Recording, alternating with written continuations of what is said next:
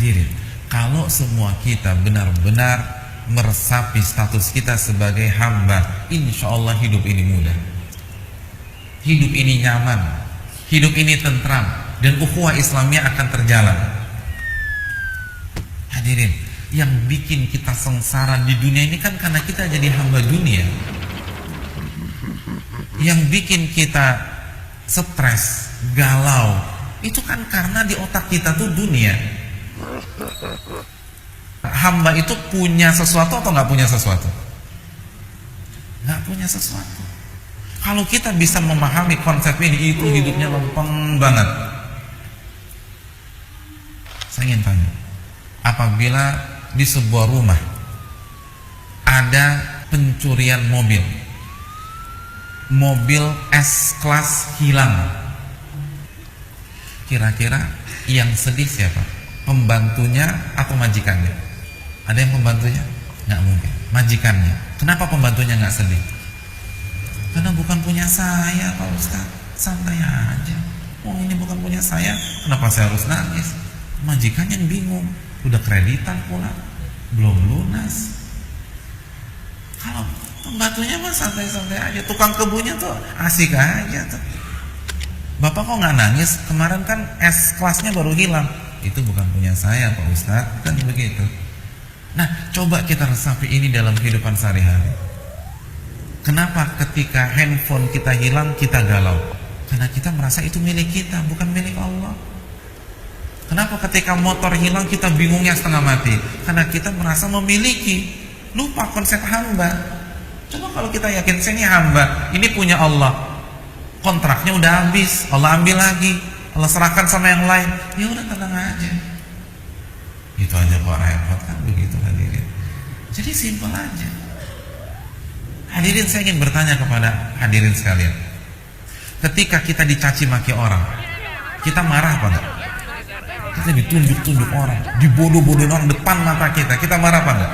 Marah. Kenapa kita marah? Karena kita merasa dilecehkan, merasa dihina, harga diri kita dijatuhkan. Betul apa tidak? Saya ingin tanya, pertanyaan kedua simpel aja. Itu harga diri dilecehkan, dihina di dunia apa di akhirat?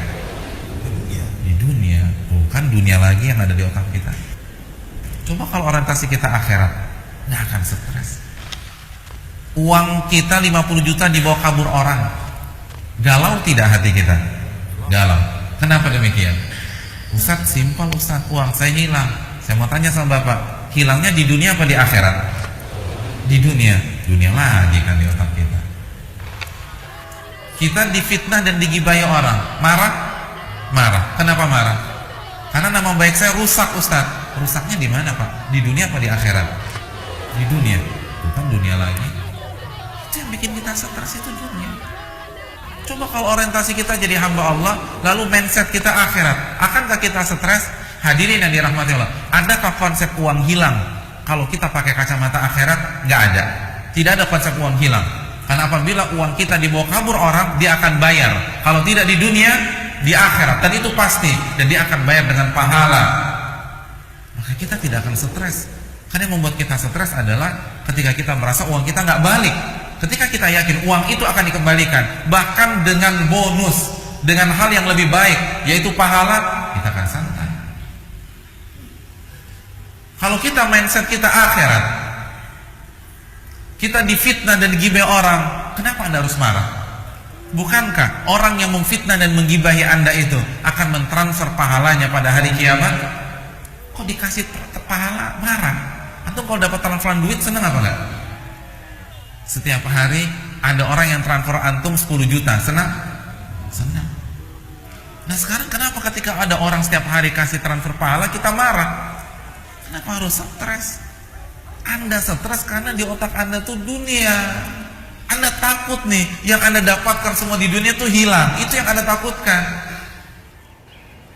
Jadi aneh ya manusia ya.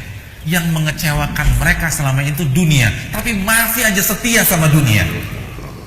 Yang membuat mereka sakit hati selama ini dunia, tapi masih aja mau jadi budak dunia.